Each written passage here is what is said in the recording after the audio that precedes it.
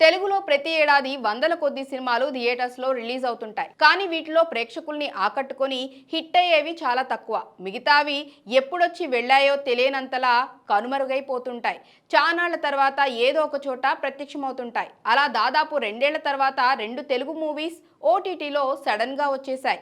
2023లో August చివరి వారంలో release అయిన మహానటులు, అదే ఏడాది సెప్టెంబర్ తొలి వారంలో రిలీజ్ అయిన ప్రేమదేశపు యువరాణి చిత్రాలు దాదాపు ఏడాదిన్నర రెండేళ్ల తర్వాత ఇప్పుడు అమెజాన్ ప్రైమ్ ఓటీటీలో వచ్చేసాయి. కాకపోతే రూ. 99కే రెంట్ విధానంలో మీరు వీటిని చూడొచ్చు. రీసెంట్ టైంలో ఇలా చాలా తెలుగు చిత్రాల్ని అమెజాన్ ప్రైమ్ సంస్థ కొనుగోలు చేస్తోంది. ప్రతి వారం కొన్ని సినిమాలు అన్నట్లు స్ట్రీమింగ్ చేస్తూ వస్తోంది. ఇందులో భాగంగానే ఈ వారం ప్రేమదేశపు యువరాణి, మహానటులు చిత్రాల్ని ఓటీటీలోకి తీసుకొచ్చింది. ఈ సినిమాల విషయానికొస్తే రెండింటిలోనూ పెద్ద పేరున్న నటీనటులు ఎవరూ లేరు. దీంతో రిలీజ్ అయిన సంగతి కూడా చాలా మందికి తెలియకపోవచ్చు. ఇకపోతే ఈ వారం థియేటర్స్ లో ప్రియదర్శి హీరోగా నటించిన సారంగపాణి జాతకం, చౌర్య పాఠం అనే తెలుగు సినిమాలతో పాటు జింకానా అనే డబ్బింగ్ చిత్రం రాబోతోంది. ఓటీటీలో ఎల్2 ఎంపురాన్, వీరా ధీరా శూరా, జ్యుయల్ థీమ్ మూవీస్ ఉన్నంతలో ఆసక్తి కలిగిస్తున్నాయి. వీటితో పాటు వీకెండ్ ఓటీటీలో సడన్ సర్ప్రైజ్లు